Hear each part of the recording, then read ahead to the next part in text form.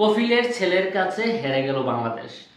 বাংলাদেশের ইতিহাসে সবচেয়ে লজ্জাজনক রাত গেছে গত রাত। বাংলাদেশের যারা ক্রিকেট প্রেমী আছে আমার কাছে মনে হয় না যে কেউ ঘুমাতে পেরেছে। এর চেয়ে লজ্জা বাংলাদেশের আর কি হতে পারে?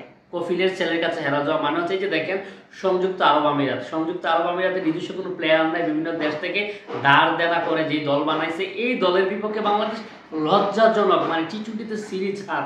যেই দেশটা আইসিসির মাত্র সহযোগী দেশ, এই দেশের কাছে বাংলাদেশ হেরে গেছে। আমরা গত কিছুদিন যাওয়া বাংলাদেশে একটা বিষয়টা খুব বেশি ট্রল হচ্ছিল না, সান্ডা।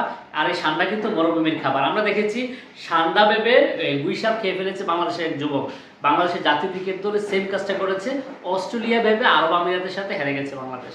মানে এই যে হেরে যাওয়া এটা আমার কাছে স্বাভাবিক মনে হচ্ছে, আমি এটা নিয়ে মানে খারাপ লাগেনি। কারণ হচ্ছে এই গত কিছুদিন আগে মানে 1 মাস আগে জিম্বাবুয়ের সাথে বাংলাদেশের হোম ভেন্যুতে বাংলাদেশ টেস্টে হেরেছিল। তো এই দেশ সংযুক্ত আরব আমিরাতে সফর করতে থেকে হারবে না। তাও দেখেন আর লজ্জার বিষয় এই যেখানে টি-20 ম্যাচ সিরিজ ছিল 2 ম্যাচের, লজ্জা পাওয়ার জন্য 3 ম্যাচ করেছে। 2 ম্যাচের 1 ম্যাচ হেরে মানে তাদের লজ্জা পোষাবে না, হাতে পায়ে ধরে আরো একটা ম্যাচ বাড়াইছে। 3 ম্যাচে টি-20 সিরিজ হেরেছে বাংলাদেশ। এর চেয়ে লজ্জা আর বাংলাদেশের জন্য কি হতে পারে বলেন? এটা লজ্জা হবে না তাদের।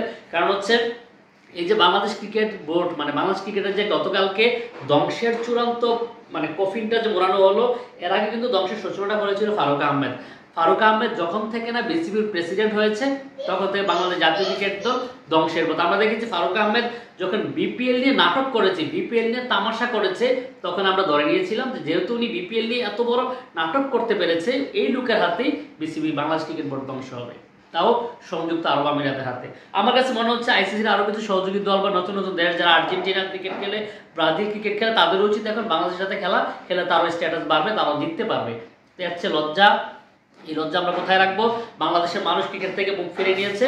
10 তারিখ আমরা হামজাদের খেলা দেখবো এই প্রত্যাশায়। হামজাদের জন্য শুভকামনা রেখে আজকের মতো এখানে বিদায় নিচ্ছি।